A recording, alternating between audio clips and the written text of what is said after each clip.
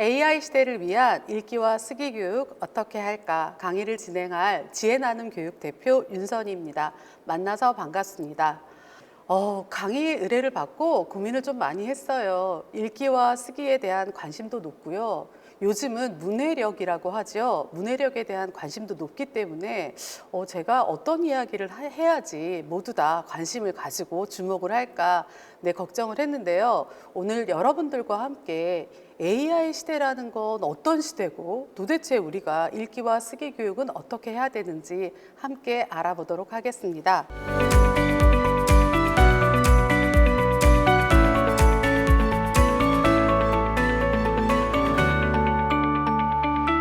제가 처음 준비한 거는요, 옥스퍼드 대학교의 어떤 자료들이에요. 우리 어린 시절에도 많이 해보셨을 텐데, 20년 뒤에, 10년 뒤에 시대가 변하면 어떤 직업들이 남아있고 어떤 직업들은 사라질까라는 그런 이야기들인데요. 여러분들은 한번 생각해 보신 적 있으실 거라고 저도 생각을 하지만, 자료를 먼저 보시면요. 20년 뒤에 사라질 거라고 생각하는 직업들은 텔레마케터, 화물 창고 관련 업무 종사자, 시계수선공, 스포츠 경기 심판 등이 있어요. 아마도 제 생각에는 AI, 즉 로봇들이 대체할 만한 일이라고 생각을 하셨던 것 같고요. 그 다음에 남을 직업, 그러니까 안전하다라고 여겨지는 직업은요. 레크레이션 활용치료 전문가, 헬스케어 부문 사회복지사, 의사, 또 교사, 영양사 등이 있는데요. 이런 직업들은 즉 인간에게 굉장히 유리한 직업, 로봇이 대체할 수 없는 직업이라고 생각했던 것 같아요. 어떠세요? 이런 얘기를 들으면 누구나 조금 더 뭔가 그 막막하게 두려움이 저는 있을 거라고 생각해요. 저 역시도 이런 전문직이라고 불리는 일들을 하면서도 앞으로 나의 직업은 살아남을 것인가 라는 생각들을 해보는데요. 자, 여러분은 어떠세요? 이런 직업에 관한 얘기를 들으면서 여러분들의 미래는 어떠실지 생각해 보실 수 있을까요?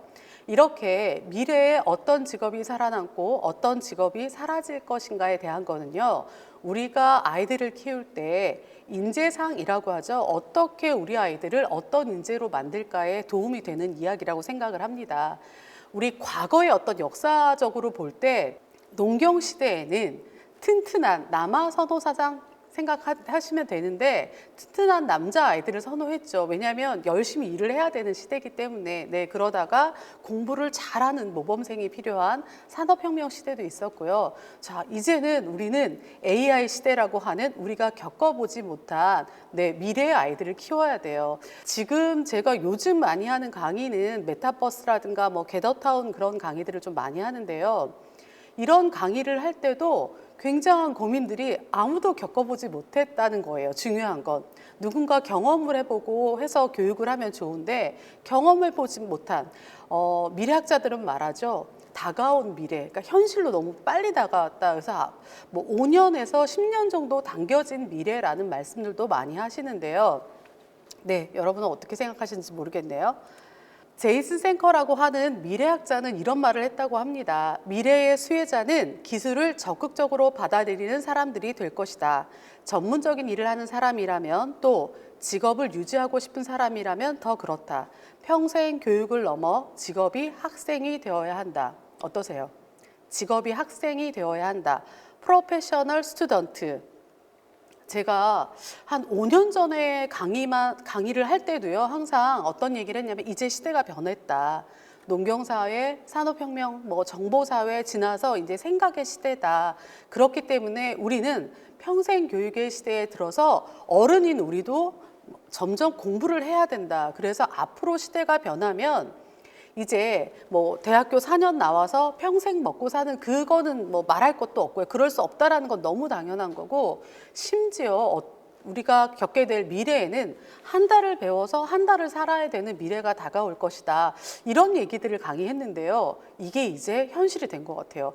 사실은 저도 그때 강의를 하면서 이런 사회가 언제 올까라는 생각을 했는데 저희가 맞게 된 것 같아요. AI 시대를 얘기하려면요, 굉장히 광범위해요. 해야 될 얘기도 너무 많고, 어디서부터 얘기해야 될지 모르는 그런 얘기인데, 좀 간단하게 우리가 그래도 가볍게 좀 교육을 위해서 정보를 가지고 간다면요, 하이테크와 하이터치로 정리해 볼 수 있을 것 같아요. 제가 이런 하이테크 교육이 굉장히 중요하다고 생각하는 이유 중에 하나는, 제가 메타버스나 겟더타운 공부를 할 때 이론이나 이런 거는 사실 뭐 다 이해하고 잘할 수 있는데, 직접 실습에 들어갔을 때 아이들이 너무 쉬워하는 제 아바타를 컴퓨터 안에서 그 안에서 움직이는 거를 잘 못하는 거예요. 막 벽에 부딪히거나 빨리 가야 되는데 빨리 못 가거나 이런. 그래서 제가 깨달았죠. 어린 시절부터 코딩이라든가 컴퓨터 교육 같은 이런 하이테크 교육이 매우 중요하구나. 자, 그렇다면 오늘 우리가 함께 주목해야 될 거는 하이터치인 것 같아요. 하이터치, 터치 뭔가 이렇게 만져지는 거잖아요. 인간과 인간의 어떤 연결이라고 할 수 있는데요. 제가 메타버스 교육을 할 때 항상 마무리에 우리는 그러면 앞으로 미래를 어떻게 준비해야 되냐. 디지털 지구라고 하죠, 메타버스를. 그렇게 우리는 디지털 안으로 앞으로 새로운 세계에 우리가 이민을 가기 위해서 우리는 뭐가 필요하냐라고 했을 때 저는 뭐 인문학적인 감성이나 철학 교육이 중요하다라는 얘기로 마무리를 했는데요. 오늘도 비슷한 거죠. 공감, 소통, 협동, 감성, 철학, 창의력. 어떠세요? 결국은 이제 이런 교육할 때 굉장히 또 많이 하시는 질문 중에 하나는 뭐냐면요. 인간을 대신해서 로봇이 일을 하게 되면, 앞에서 우리가 사라질 직업들을 살펴봤었잖아요. 그러면 인간의 일자리들이 사라지는 거 아니에요? 인간의 일자리들은 없어지는 거 아니에요? 라고 얘기를 하시는데, 물론 저는 제가 뭐 미래학자도 아니고 로봇 공학 뭐 이런 거 전공한 사람은 아니지만, 많은 책을 보고 또 많은 분들하고 얘기를 했을 때 여기서 중요한 핵심은 뭐냐면요. 인간이 할 수 없는 일, 또 인간이 해서 힘든 일들은 로봇이나 인공지능에게 맡기고요. 인간이 진짜 할 수 있는 일, 또 인간이 어떤 로봇을 만들 때 필요한 일들을 인간이 하면은 좋다는 거죠. 결국은 우리는 아이들을 교육을 할 때 하이테크적인 것만 너무 생각할 것이 아니라, 이렇게 너무나도 인문학적인 인간적인 교육에 더 매진을 해야 된다는 걸 생각할 수 있어요. 즉, 인간이 잘할 수 있는 일은 인간이 하고, 로봇이 잘할 수 있는 일은 로봇에게 시키자라는 걸로 생각할 수 있겠죠.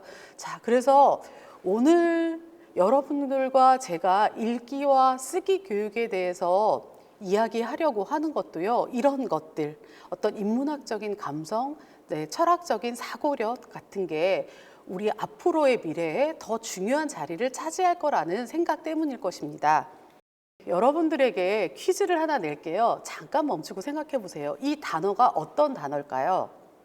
근처에 펼쳐놓은 교과서를 둔 채 문자를 보내고 군것질을 하고 TV를 보는 행위.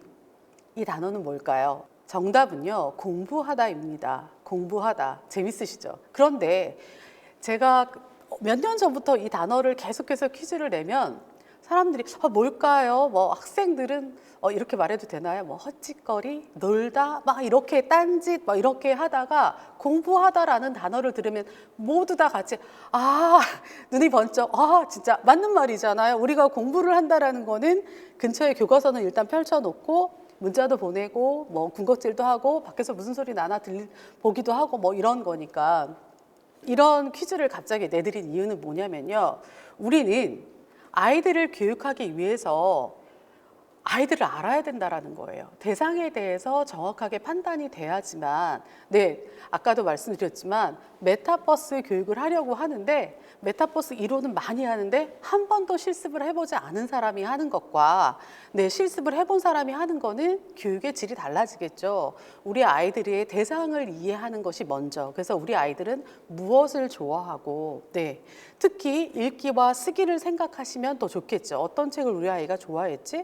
우리 아이는 왜 쓰기를 힘들어했고, 어떤 건 잘 쓰는데 어떤 건 되게 힘들어했지? 이런 것들을 좀 많이 생각을 해보셔야 돼요. 교육을 하기 위해서는 대상에 대한 관찰이 먼저거든요. 자, 그래서 제가 잠깐 퀴즈를 내보신 거예요.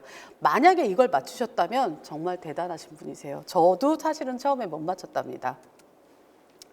자, 그러면 이제 여러분과 제가 읽기와 쓰기에 대한 개념을 정의하고 가야 돼요. 물론 읽기와 쓰기를 모르시는 분들은 없으세요. 제가 하려는 개념 정의는 여러분들이 생각하는 읽기와 쓰기와 제가 생각하는 읽기와 쓰기가 같은지에 대한 거예요. 우리가 우산이라고 얘기를 하면 지금 여기 다 계신 분들이 머릿속에 떠오르는 우산이 다 다를 거예요. 저는 노란 우산을 생각했는데 어떤 분들은 까만 우산을 생각할 거고요. 네, 이렇게 되면 얘기를 계속 들으시면서 지금 읽기와 쓰기가 내가 생각한 거랑 좀 많이 다른데 라고 생각하실 테니까 저희는 강의에 본격적으로 들어가기 전에 읽기와 쓰기, 네, 오늘 여러분들과 제가 하는 읽기와 쓰기는요, 문학적인 것은 아니고요. 뭐라 그럴까요? 제가 정의 내린 거 딱 보여드리면 삶의 근육. 앞에서 말씀드린 것처럼 우리는 앞으로 미래 사회를 살아가기 위해서는 프로페셔널 스튜던트 잊지 않으셨죠? 직업적인 학생이 돼야 돼요. 그렇기 때문에 운동할 때 운동하시는 선생님들이 굉장히 중요하게 생각하는 게 코어 근육 쓰세요. 힘을 잘 쓰셔야지 허리도 안 다치고 어디도 어깨도 덜 아프고 이런 얘기를 하시고요. 또 언젠가 뉴스에서 보니까 노후에 연금도 중요하지만 연금만큼 중요한 게 근육이라고 하더라고요. 근육연금이라는 말을 붙여서 쓰더라고요. 그만큼 어떤 사람이 한 생을 살아나가면서 근육이라는 거는 그 사람의 어떤 삶을 지탱해주는 힘이 될 건데요. 읽기와 쓰기가 저는 우리 아이들에게 어떤 삶을 지탱하는 힘이 된다고 생각을 합니다. 가만히 생각해 보시면은요.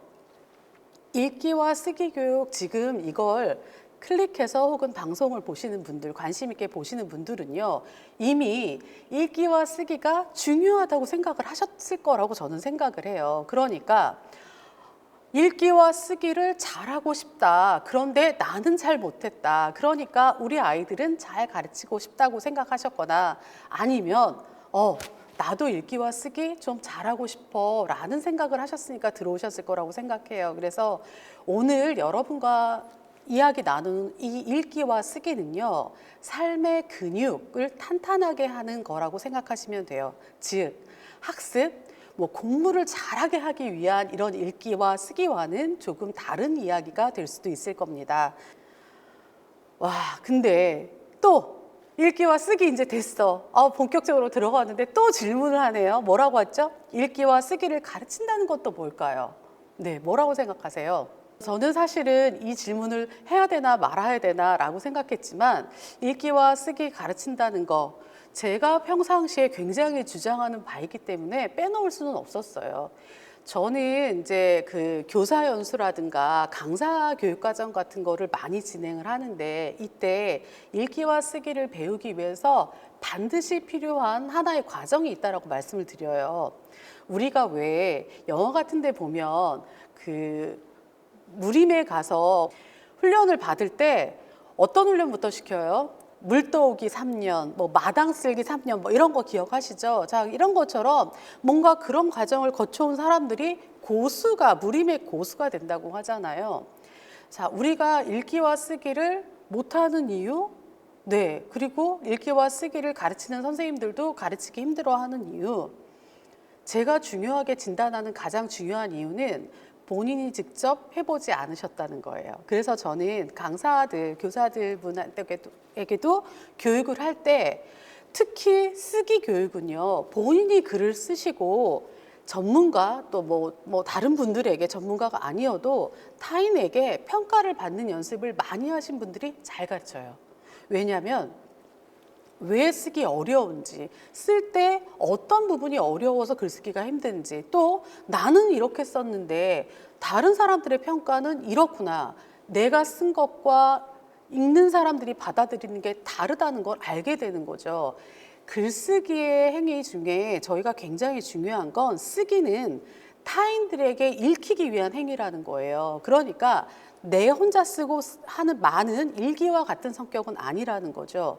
자, 읽기도 물론 다양한 능력이 필요하지만 읽기, 그래서 뭐 하죠, 요즘? 요즘 굉장히 붐이 일어나고 있는 것 중에 독서 동아리, 함께 읽기, 뭐 이런 거 되게 많잖아요. 왜 그러냐면 이런 읽기도 마찬가지예요. 내가 읽었는데, 나는 이렇게 생각했는데 다른 사람들은 어떻게 생각하지? 이런 게 매우 중요한 거죠. 그렇기 때문에 읽기와 쓰기를 가르친다는 건요, 사실은 엄밀한 의미로 말하면 내가 공부를 해야 된다라는 게 선행이 돼요. 너무 실망이신가요? 하지만 정말 중요한 건요, 오늘 제 강의를 들으시면 어떤 분은 뭐야, 이미 내가 너무 하고 있었던 거잖아, 나 이렇게 잘하고 있었어? 혹은 어떤 분은 요거 조금만 하면 되는 거였네 라고 하는 거를 제가 팁으로 알려드릴 거기 때문에 괜찮습니다. 제가 알려드리는 레시피는 아주 간단하거든요. 네, 그리고 이미 여러분들이 하시고 계셨을지도 모르는 거에 약간 양념을 첨가하는 정도라고 생각하시면 됩니다. 어쨌든 요즘 이제 어머니들이 그 교육을 받으러 오셔가지고 강사가 되고 싶으세요? 라고 하면 아니에요. 저는 저희 아이를 잘 키우고 싶어서 배우러 왔어요.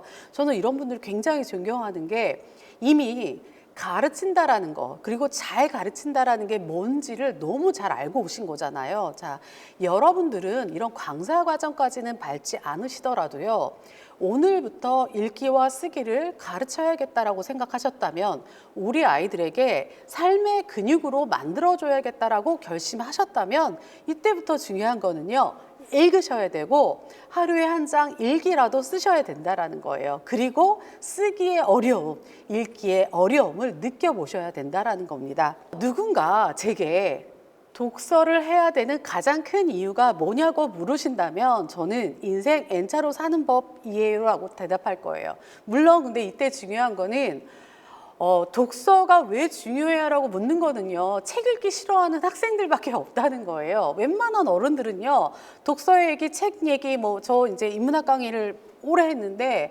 항상 다들 부끄러움처럼 마치 큰 잘못을 한 것처럼 숙제를 안 한 학생들처럼 책을 많이 읽어야 되는데 못 읽어요. 책을 읽긴 읽는데 이해 잘 못하는 것 같아요. 이런 얘기들을 하세요. 글을 잘 쓰고 싶어요. 이러지 글을 왜 써야 돼요? 책을 왜 읽어야 되냐? 이런 질문들은요, 학생 말고는 안 해요. 학생들도 사실은 엄밀하게 제가 생각할 때는 마음속으로는 이런 행위들이 중요하다고는 생각하는데 약간 반항심? 이런 거가 아닐까라는 생각도 해보고요. 자, 인생 N차로 사는 법. 예를 들어서 설명을 드리면 우리 왜 이런 어린아이들인데 너무 능수능란하게 뭘 하면 제 인생 2회차야 이런 얘기 하잖아요. 근데 바로 그런 거예요. 살아보지 않은 인생에 대한 이야기를 알게 되는 거죠. 제가 이렇게 책 강의를 많이 하니까 많은 분들이 저한테 질문하세요. 인생 최고의 책, 내 인생 책이라고 하는 게 뭐냐라고 물어보시는데 저는 톨스토이의 이반 일리치의 죽음을 굉장히 좋아하고요. 그래서 인문학 강좌할 때 항상 리스트업 할 때 그 책을 넣기도 하는데요. 단편이에요. 단편이면서 이반 일리치라는 한 사람의 인생을 죽음에 이르는 과정을 너무너무 잘 묘사를 한 책이에요. 그래서 지금 그냥 살아있는 내가 마치 이반 일리치처럼 죽음으로 향하는 그거를 한번 경험해 본 것 같은 느낌을 주는 거예요. 그래서 죽음에 대한 이야기를 하고 있는데 나는 그러면 이제부터 어떻게 살아야 되지? 내가 이반 일리치처럼 죽음의 그 날까지 나는 어떤 자세로 어떻게 살아야 되는지에 대해서 생각하게 해주는 거예요. 그래서 이 책이라는 게 인생 N차로 살면서 인생을 알려주기도 하지만 제가 해보지 못한, 상상조차 못한 어떤 부분들을 알려주는, 제 사고를 무한으로 넓혀주게 하는 게 바로 독서의 힘이 되는 거죠. 그렇기 때문에 여러분들이 저한테 독서 중요해요? 라고 묻진 않으셨지만 네, 이걸 알았다면 우리 아이들, 특히나 지금 코로나19 상황, 이 팬데믹 상황에서 아이들을 마음껏 세상을 보게 할 수 없잖아요. 이때 정말 정말 필요한 교육이 저는 독서 교육이 될 거라고 생각을 합니다. 이게 미래로 향하는 아이들에게 무한의 상상력을 줄 수 있는 가장 최고의 방법이 되는 거겠죠. 네, 불만 없으시죠? 우리 학생들처럼 도대체 왜 읽어야 되느냐고 묻지는 않으실 거라고 생각합니다. 이 부분이 여러분들이 제일 혹하는 부분일 수 있을 것 같아요. 학습하고도 좀 연결이 되고, 왼쪽에 자동 언어, 구체 언어, 기본 언어, 수용 언어는요, 7살, 8살, 즉 모국어라면 누구나 하는 말들 있잖아요. 뭐 밥 먹었어, 잘 갔다 와, 뭐 그냥 일상생활에서 쓰는 말들, 뭘 배워야 되는 게 아니라 그냥 뭐 많이 들어가지고 익히는 말들. 자, 네, 오른쪽은요, 교양 언어, 추상 언어, 고급 언어, 표현 언어예요. 쉽게 말하면 우리가 뭐 수능을 보기 위해서라든지 또 뭐 좋은 글을 쓰기 위해서라든지 우리가 글쓰기를 하거나 책 읽기를 할 때 어휘력이 굉장히 중요하다고 얘기를 하잖아요. 그런 고급스러운 학습적인 어휘를 말하는 거죠. 예를 들면 뭐 을미사변 이런 말은 배우지 않으면 모르는 말이고요. 간주하다 이런 말. 어떤 학생이 영어에서 단어를 배워서 그 뜻이 간주하다라는 뜻인데 저한테 묻는 거예요. 선생님, 간주하다가 뭐예요? 아이들도 고려하다는 뭐예요? 고려를 어떻게 해요? 네, 이런 거 여러분들 그 유명한 얘기도 아시죠? 돌과나무. 선생님, 돌과나무가 어떤 거예요? 네? 그랬더니 네, 뭐 수렵 그 구석기 시대에는 돌과 나무로 뭐 수렵 생활을 했다라고 하는데 아이들은 이거를 나무라고 생각한다든지, 네, 오렌지병이 뭐예요? 이런 말이 있죠. 네, 오렌지병으로 내 아이들은 그냥 오렌지병이라고 읽어서 도대체 이게 무슨 말일까? 저도 듣고서요, 오렌지병이라는 게 있나? 저도 고민했었는데, 네, 뭐 이런 말들. 웃자고 하는 말일 수도 있지만 현실일 수도 있죠. 자, 어쨌든 왼쪽에서 오른쪽으로 넘어가기를 너무 바라고요. 우리가 말하는 이런 아이들 있죠. 얘가 중학교 때까지는 크게 두각을 드러내지 않았는데 고등학교 때 가더니 막 성적이 좋아지고 시험을 잘 보고, 아니 뭐 또 이런 애도 있어요. 심지어 고등학교 때도 그냥 그랬는데 수능을 너무 잘 봤네. 이런 아이들 있잖아요. 네, 이런 아이들의 대부분이 바로 이 왼쪽의 언어에서 오른쪽의 언어로 잘 넘어간 케이스예요. 너무 궁금하시죠? 어떻게 넘어갔는지. 자, 부모님들이 저에게 굉장히 많이 하는 질문 중에 뭐가 있냐면요. 저희 아이는요, 3학년 때까지 글도 잘 쓰고요, 책도 너무 잘 읽었는데 아이가 4학년이 가더니 너무 힘들어하고 글쓰기도 싫어해요. 그리고 글밥이 많은 책은 안 읽으려고 해요. 네, 왼쪽에서 오른쪽으로 못 넘어간 케이스예요. 네, 더 궁금하시죠? 어떻게 넘어가든지. 자, 여기에는요, 반드시 따라와야 되는 게 있어요. 학습이라고 할 수도 있고 교육이라도 할 수도 있는데 필요한 거예요. 네, 무슨 말이냐면요, 많은 단어를 보지 않고 많은 단어를 듣지 않으면 아까도 말씀드렸듯이 을미사변, 역사책을 봐야지만 알 수 있는 단어고요. 고려하다, 간주하다도 마찬가지예요. 조금은 네, 단계가 높은 책들을 읽을 때만 나오는 단어들이에요. 접하지 않으면 넘어갈 수 없다는 거예요. 그래서 이 3학년 정도까지는 아이들이 엄마랑 대화를 많이 했거나 타고나기를 언어 감각이 뛰어난 아이들이라면 잘 파악을 하죠. 남의 얘기를 듣고 이게 뭐구나, 눈치가 있다라는 말 하잖아요. 그러니까 잘 알아들었는데, 네, 교육에 어떤 힘이 없다면, 학습적인 영향이 없다면 아이들은 이쪽에 왼쪽에 머물러 있게 되는 거예요. 그래서 반드시 교육의 힘이 필요하다라는 거죠.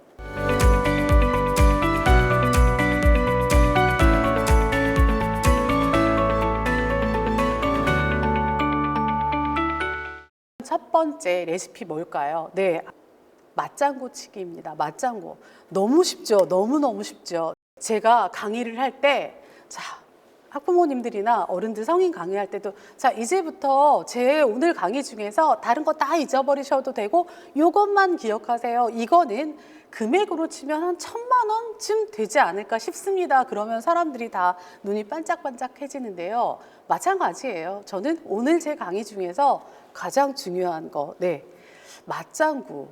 여러분들이 친구를 만나서 2-3시간, 4시간 수다를 떠는 비법 뭘까요? 상대방의 맞장구에 있습니다. 내가 얘기를 할 때 친구가 맞아, 맞아. 아, 웬일이니? 대박이다. 그래서 어떻게 됐어? 이런 얘기를 친구가 해주지 않고요. 앞에서 뭐 핸드폰 하고 있거나 창밖을 보고 있거나 막 이러면요. 얘기할 때 흥이 안 나요. 얘기해야 되나 말아야 되나 이렇게 눈치를 봐요. 자, 맞장구라는 거는요. 사람을 그 칭찬은 고래를 춤추게 한다는 것처럼 사람들에게 어떤 기운을 북돋아 주는 건데요. 이 맞장구가 중요한 거. 우리는 아이들의 두뇌를 많이 깨우고 싶죠. 즉 머리가 좋은 아이들로 키우고 싶잖아요. 그렇죠? 저도 제 머리가 좋아지기를 늘 바래요. 왜냐하면 책을 읽고 그냥 한 번에 탁 기억하고 싶고 뭔가를 빡 땄으면 잊어버리지 않았으면 좋겠고 막 이런 소망이 있는데 이 뇌를 한 번에 다 열게 하는 거, 그러니까 다 자극을 주는 거가 쉽지 않다고 해요. 그런데 이때 제일 중요한 게 뭐냐면 낭독이라고 합니다. 낭독. 네, 아시죠? 소리내서 읽기. 네, 이게 오늘의 1,000만 원짜리 꿀팁이에요. 네. 낭독은요, 뇌의 구석구석을 다 깨워서 뇌를 한 번에 70%를 활성화시킨다고 합니다. 그래서 이 낭독은요, 어린아이들 뿐만이 아니라 치매 환자들을 위해서거나 혹은 뇌에 문제가 있어서 재활치료를 하는 분들에게도 직접 활용이 되고 있는데요. 낭독을 하면 뇌의 구석구석을 건드려 주는 거예요. 놀랍지 않으세요?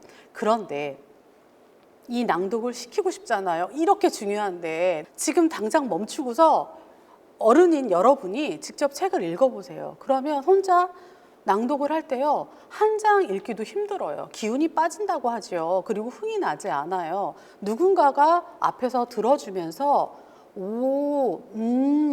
그래서 그 다음은 참 아까 그거 누구였더라? 이름이 뭐였더라? 뭐 이렇게 이런 맞장구가 있었을 때만 진도가 나가면서 재미있어요. 그리고 나도 그 이야기를 오래 기억하고 그때 뭐였지? 하고 다시 찾아보고 다시 넘어오고 이런 과정이 되는 거예요. 상상이 되시죠? 자, 그런데 이때 또 제가 강의를 진짜 오프라인에서 할 땐 질문이 또 있어요. 뭐냐면 근데요 선생님, 아이가 읽는 거를 싫어하고 엄마한테 읽어달라 그러면 어떡해요? 우리 아이는 아직 글을 모르는데 낭독 못하는데 어떡해요? 네. 자, 낭독은 뇌를 70%를 활성화시킨다고 하면요. 듣는 거는 어떨까요? 책을 읽거나 뭘 하는 거, 듣는 거, 집중해서 이야기를 듣는 거는요. 집중력을 30%나 높여준다고 합니다. 대단하지 않아요? 그래서 아이에게 약간 집중력이 떨어진다든가 우리 아이가 산만하다고 한다면 네, 책을 읽어주면서 아이가 들을 때 너 아까 그 주인공 이름 생각나? 아까 그 친구가 어디 가서 밥 먹었지? 이런 얘기들을 물어주면서 잘 집중하고 너 진짜 잘 듣는다 하면서 칭찬을 해주는 거죠. 네. 맞장구 왜 중요한지 이해하셨나요? 네. 이 맞장구를요, 조금 더 우리가 학습적으로나 지적으로 얘기하면 토론일 거예요. 하브루타 교육이라든가 유태인의 그 부모 교육이라든가 이런 얘기 많이 들어보셨죠? 그래서 유태인들은 용돈을 올려달라고 할 때 얼마 필요해 혹은 안 돼 이렇게 말하는 게 아니라 이때가 기회다 해서 자 앉아봐. 네 용돈 왜 올려야 되는데 자 지금 그 경제 지표가 어느 때인데 네가 올려야 돼 이래서 굉장히 막 심층 토론을 한다고 합니다. 가정에서. 네, 많이 들어보셨죠. 그래서 저는 토론은 협업, 여러 사람이 공동으로 하는 거고요. 정보를 깊이 있게 봐야겠죠. 왜냐하면은 다양한 거, 제가 학생들 수업을 시킬 때도 찬성과 반대의 의견이라든가 중립적인 의견에 대한 정보들을 주면서 읽히게 되고요. 또 논리와 비판력, 또 의사소통 능력, 이해와 통찰력이 생긴다고 하는데 이게 어렵지가 않아요. 집에서 아이들과 대화를 핑퐁 주고받는 것만으로도 토론의 효과가 충분히 날 수 있다는 거예요. 자, 가랑비에 옷 젖는 줄 모른다라는 속담이 있는 것처럼요. 매일매일 하시면 돼요. 매일매일. 그런데 어렵게 생각하실 필요가 없어요. 저는 아까 책을 예를 들어서 말했지만 꼭 책이어야 하는 것도 아닙니다. 제가 학생들을 지도할 때 우리 학생들에게 질문하는 게 요즘 들었던 뉴스 중에 재미난 거 없어요? 친구들하고 함께 공유하고 싶은 이야기 없나요? 라는 질문을 하거나요. 또 아이들에게 친구들이 모를 것 같은 단어 3개 찾아와서 퀴즈를 내게 하는 거예요. 이게 무슨 뜻이냐. 부관참시 이런 거 아이들 뜻 어렵잖아요. 그러면 한 아이가 찾아온 거를 질문을 하고 이 아이에게 힌트를 주게 하는 거예요. 그리고 아이들이 모르면 이 아이가 이 뜻을 설명해 주는 거죠. 아이들은요 되게 재밌어요. 왜냐하면 다른 사람들이 모를 때도 너무 재밌고 자기가 이 힌트를 주는 거 막 이런 과정들이 재밌는 거예요. 그래서 어렵게 생각하시지 말고 뉴스 하나, 단어 하나만 가지고 하루에 하나씩만 얘기하셔도요. 1년이면 365일. 아까 왼쪽에서 오른쪽으로 우리가 바라는 어떤 학습적인 용어들, 교양 언어들로 넘어갈 수 있게 되는 거예요. 네, 잊지 않으시겠죠? 가랑비에 옷 젖는 줄 모른다. 이제 글쓰기, 쓰기 얘기를 좀 하려고 하는데요. 글쓰기가 싫은 이유, 또 말로 대신하겠다는 이유, 뭐 이런 거. 제가 글쓰기 수업을 지금 한 30년 정도 하고 있는데, 뭐 무조건 쓰자고 하면, 뭐 말로 하면 안 돼요. 뭘 써요? 쓸 게 없어요. 뭐 그냥 쓰기 싫어요. 뭐 이런 거예요. 근데 놀랍지 않으세요? 어떤 심오한 이유가 아니라는 거예요. 되게 이유가 심플하잖아요. 그냥 손이 아파요. 네, 뭐 그냥 말로 대신하겠다고 하면 글보다 말하기가 훨씬 편한 것 같다라든지 뭐 이런 이유들이에요. 이거는 좀 알아두시라고도 했지만 아마 여러분들이 쓰기를 직접 할 때 느끼시는 감정이기도 할 거예요. 그래서 쓰기는 가르치시기 전에 무조건 먼저 써보셔야 돼요. 하얀 백지의 공포라는 말 아시죠? 모든 작가들도 다 그러는데 저도 책을 쓸 때마다 글을 쓸 때마다 되게 스트레스예요. 뭘 쓰지? 어떻게 쓰지? 뭐 이런 것들이 그래서 뭐 자료를 준비하기도 하고 네. 일본에 지금은 돌아가셨지만 다치바나 다카시라고 하는 엄청난 그 작가분은요. 어떤 주제에 대해서 글을 쓰려고 할 때 보통 책을 500권까지 읽고요. 신문 스크랩을 10년간 하시고 글을 쓰는 경우도 있었다고 해요. 그러니까 많이 알고 글을 쓸 때 준비를 해야 된다는 거 네, 생각해 보실 수 있겠죠. 그래서 두 번째 글쓰기 팁 뭘까요? 이것도 너무 쉬워서 여러분들이 네, 커트라인 정하기입니다. 커트라인 정하기. 대부분 우리가 어떤 곳에 갈 때 애들이 굉장히 많이 하는 질문, 얼마나 더 가야 돼? 얼마나 남았어? 이런 질문 진짜 많이 하잖아요. 네, 이유가 뭐냐면 여기서부터 여기가를 가는 길인 걸 알면 본인이 그래 가면 돼. 그런데 지금 나 어디 가는 거리를 몰라. 지금 얼마나 남았는지 몰라. 이러면 계속 이 거리가 엄청 멀게 느껴져요. 그래서 우리가 대부분 처행길을 갈 때 되게 먼 것 같이 느껴졌는데 돌아올 때는 그렇게 멀게 안 느껴지는 경우가 많다는 거예요. 이게 무슨 얘기냐면 제가 말하는 커트라인 정하기는요. 우리는 글쓰기에 목표를 정하셔야 돼요. 아이에 따라서도 다르고요. 학년에 따라서도 목표는 물론 달라질 거예요. 예를 들면 1학년이나 2학년 아이가 글을 쓴다면요. 저는 아이들을 지도할 때 그 아이가 쓴 글을 제가 봐주지 않습니다. 놀랍죠? 어머니들은 제가 글쓰기를 저한테 맡기시면 제가 막 아이들을 첨삭을 해주고 막 이럴 것 같지만 저는 보지 않아요. 왜냐하면 아이들에게 읽어보라고 해요. 자, 제가 보면 고쳐주고 싶거든요. 글씨 삐뚤빼뚤, 뭐 맞춤법 틀린 거 다 눈에 거슬리기 때문에 전 보지 않아요. 그리고 아이가 읽으면서 제가 이제 말로 하는 첨삭 되게 좋아해요. 뭐냐면 여러분들도 아실 텐데 본인이 쓴 글을 소리내어 읽다 보면 틀린 부분에 가서 약간 멈칫하게 돼요. 했다라고 했었는데 했었다라고 했네. 뭔가 틀려? 그러면 본인이 바꿔요. 바꿔서 읽어요. 맞춰서. 뭐 이런 거가 이제 말로 하는 첨삭인데요.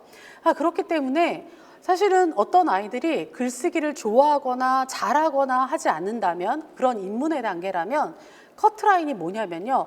그냥 쓰는 거가 커트라인이에요. 쓰기만 하면 돼요. 2줄이든 3줄이든 쓰면 칭찬해 주셔야 돼요. 본인 거 읽으면 100% 칭찬해 주셔야 돼요. 네, 그래서 저는 보지 않는 거예요. 그리고 무조건 아이한테 와, 되게 괜찮다. 뭐 이런 거, 네. 이런 거 되게 애들이 좋아해요. 앞에 제가 맞장구 설명드렸잖아요. 이거는 쓰기에서도 통용이 돼요. 아이가 글을 썼을 때, 와, 되게 새롭다. 창의적인데? 그런 생각 한 번도 못 해봤는데 그럴 수도 있겠다. 역시 나는 아이들이 쓴 글을 읽을 때마다 내 생각이 높아지는 것 같아. 나 니네들이 쓴 글 다른 사람한테 읽어주면서 자랑해도 돼? 그리고 사진 찍고 이러면 애들 되게 좋아해요. 그리고 다음에 또 자기 글 쓰면 읽겠다고 막 손 들고 그래요. 자, 그래서 커트라인을 정하셔야 돼요. 자, 여러분과 오늘 제가 정하는 커트라인에서 중요한 거는요. 많은 선생님들이나 저한테 좋은 글은 뭔가요? 라는 질문하는데 좋은 글 뭐 다양한 거가 있겠지만 제가 정의하는 좋은 글은 읽었을 때 잘 읽히는 글, 질문하지 않아도 되는 글이에요. 자, 이걸 다시 생각하면 우리 아이들 글쓰기를 가르칠 때는요. 아이가 읽잖아요. 나는 오늘 학교에 가서 재밌었다. 대부분 1학년이나 2학년 그렇게 쓰잖아요. 그러면 다시 질문하시는 거예요. 뭐라고 해요? 근데 여기서 엄마가 질문할 게 있는데 나 너무 궁금한 게 있는데 어떻게 재밌었어? 막 가슴이 설레었어? 막 쿵탕쿵탕 뛰었어? 아니면 뭐 솜사탕처럼 뭐 솜사탕 먹을 때 그 기분이었어? 뭐 이렇게 얘기한다든지 아니면 뭐 하고 노는데 재밌었어? 뭐 줄넘기를 했어? 뭐 숨바꼭질을 했어? 뭐 했어? 발표를 하는데 재밌었어? 뭐 이렇게. 그래서 아이한테도 야, 다음부터는 글이라는 거는 이렇게 질문하지 않고 읽기만 해도 이해되게 쓰면 좋은 글이라고 하니까 이런 부분을 조금 더 썼으면 좋겠다라고 하셔야 돼요. 그런데 이때 대부분의 초보들은 어떤 행동을 하시냐면요. 고쳐봐. 다시 써봐 라는 얘기 하시죠. 그런데 여러분들에게 제가 손글씨 직접 쓰고 글쓰기 해보셔야 된다고 말씀드렸던 게 내가 생각하고 여태까지 썼는데 이걸 또 고치라고 그러면 글쓰기 싫어요. 자, 그렇기 때문에 저는 이때는 아이에게 자, 너가 다음번엔 어떻게 쓸 건지 말로 한번 해봐 라고 정도만 하시고 지나가셔도 돼요. 그렇게 해서 한 두세 번 지나면 아이가 나중에 글을 쓸 때는 그런 부분들을 채워서 쓴다라는 거예요. 이해하시겠어요? 네. 그래서 직접 글을 써봐야 된다라고 또 말씀을 드리는 거고요. 또 하나는 이 생각이라는 게 가득 찼을 때 글이 나오는 거기 때문에 아이가 나는 오늘 학교에 가서 재밌었다는 생각이 무르게 있지 않은 거예요. 많은 대화를 하지 않은 상태 때문에 그런 거기 때문에 또 아이가 먼저 말로 해보게 되고 나중에 쓰면 잘 쓰는 경우도 많다는 거예요. 저는 아이들을 지도할 때 아이들이 학년이 올라가서 제가 이제 글을 직접 보고 지도를 할 때도 하루에 한 번에 2가지 이상 지적질이라고 하죠. 네, V체크나 이런 걸 하지 않습니다. 아시겠지만 제가 되게 많이 드는 예 중에 하나가 남편이 집을 나가면서 자, 볼펜하고 종이 꺼내봐. 자, 1번부터 적어봐. 1번 은행 가기, 2번 화장실 청소 막 해서 할 일 리스트, 오늘 할 일 막 해서 10개를 주면요. 10개 중에 1개도 하기 싫을 거예요. 그런데 남편이 나가면서 저한테 부탁하는 거예요. 제발 오늘 은행만 꼭 가주면 안 돼? 은행증 꼭 갔다 와. 그러면 제가 뭘 하다가도 맞다, 은행이라고 생각한다는 거죠. 그래서 어떤 글을 아이들한테 가르쳐주고 싶을 때도요. 10가지, 20가지가 다 보여도 한 번에 하나씩만 이야기하셔야 돼요. 2개도 안 됩니다. 네, 그게 사이 나빠지는 길이기도 합니다. 글을 쓸 때 이제 본격적으로 무엇을 쓸 것인지 어떻게 쓸 것인지 이런 생각들을 하시죠. 저는 여기에서 오늘 중점적으로 말씀드리고 싶은 거는요. 무엇을 쓸 것인가가 매우 중요하다는 거예요. 무엇을 쓸 것인가가 정해지면 어떻게 쓸 것인가는 자연스럽게 진화, 발전이 돼요. 그래서 그렇게 고민하지 않으셔도 돼요. 그리고 어떻게 쓸 것인가는 학교에서 국어 시간에도 좀 배우고요. 그리고 다른 사람의 글들을 읽으면서도 좀 배우게 돼요. 그래서 무엇을 쓸 것인가만 정해진다면 어떻게 쓸 것인가는 자연스럽게 따라온다는 거예요. 제가 이 얘기에 예를 많이 듣는 것 중에 하나가 뭐냐면 저희 아이들은 저에게 글쓰기를 배운 적은 없어요. 그런데 뭐 이제 어린 시절에 글쓰기 대회를 하면 상을 많이 타왔어요. 이유는 뭐냐면 전날 내일 과학의 날이라고 글 써오래, 뭐 6.25 날이라고 글 써오래, 뭐 이런 거 있잖아요. 바다의 날, 뭐 글쓰기 뭐 이런 거 하면 저랑 얘기를 막 앉아서 하는 거예요. 그러면 아이들이 책도 안 읽고 아무것도 안 해도 하면서 쓸 글이 많아지는 거예요. 그리고 어떻게 돼요? 엄마가 질문도 했고, 너는 그렇게 생각해? 나는 어렸을 때. 그래서 아이들이랑 얘기할 때, 엄마가 어렸을 때, 서 있으면 가는 도로 같은 거 과하게 날 그림 그리게 그렸는데, 야, 세상에 그게 이제 다 있잖아. 그래서 사람의 상상력이라는 건 너무 대단한 것 같아.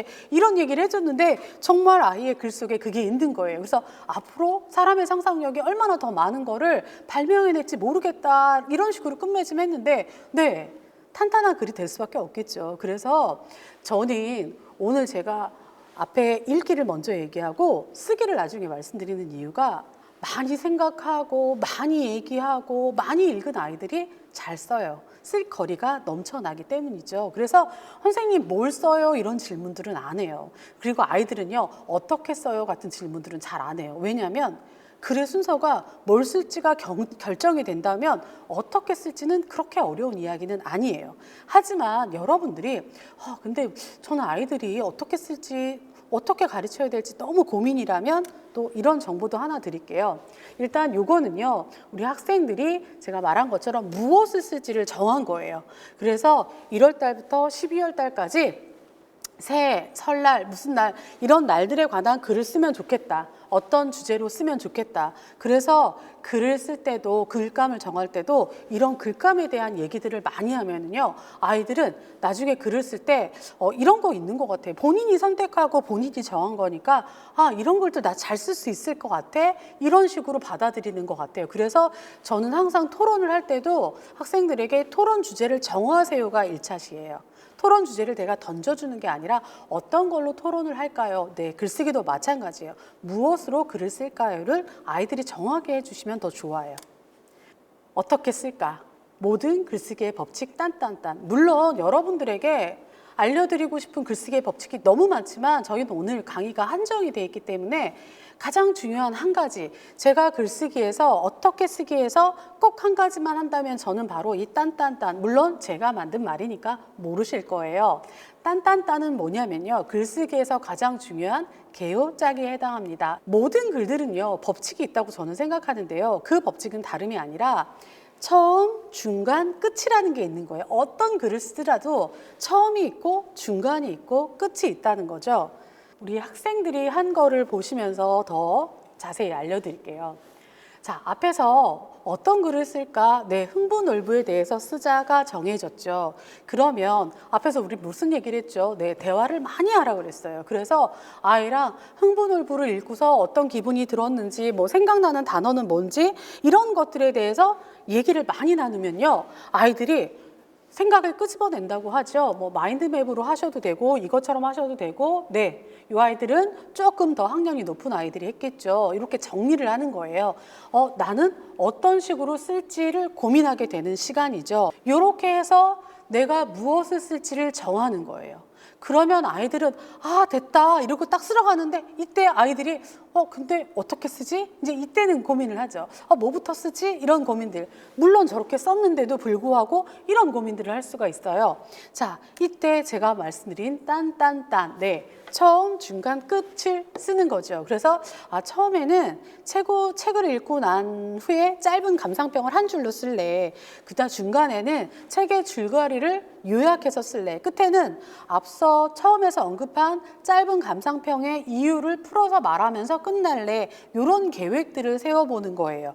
근데 요거를 문장으로 쓰면 더 좋아요. 물론 단어로 시작해도 되고요. 편안하게 하셔도 돼요. 그리고 심지어 이런 거 어떻게 쓸래를 말로 하셔도 괜찮아요. 앞에서도 말씀드렸지만 우리 학생들이 굉장히 힘들어하는 것 중에 하나가 그냥 글씨 쓰기 힘들어요가 1순위였던 거 기억하시죠?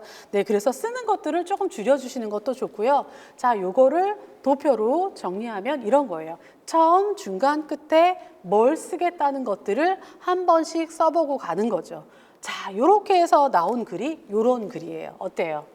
아이가 한 줄, 두 줄도 쓰기 어려워하는 아이들이라고 하더라도요, 이미 세 줄로 시작을 했고요, 이미 뭘 써야 될지를 차고 넘치게 얘기하기도 하고 내 머릿속에서 끄집어냈기 때문에, 네, 그 다음부터 쓰는 거는 저는 살붙여 쓰기라고 얘기하는데 그렇게 어렵지 않게 쓰고 있는 거죠. 네, 어떠세요? 이런 아이로 키우고 싶으시죠? 앞에서 맞장구 치기 기억하시죠? 맞장구 치기. 네, 그 다음에 커트라인을 정하자 잊지 않으셨을 거라고 생각을 하고요. 자, 세 번째 뭘까요? 함께하기입니다. 네, 여태까지 함께 했잖아. 네, 맞아요. 이 많은 것들을 이 함께하는 거가 가장 중요한 거예요. 제가 늘 드는 얘기, 아까도 잠깐 얼핏 된 그 한우 툭불, 네, 엄마가 큰 맘을 먹고 사온 거죠. 자, 그러면 우리는 어떻게 하나요? 엄마 혼자 드시나요? 아이들이랑만 드시나요? 아닐걸요? 식구 다 모였을 때, 자, 빨리 와봐.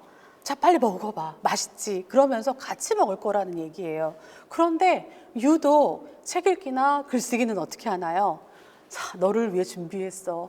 네, 공부하기에 완벽한 이 방.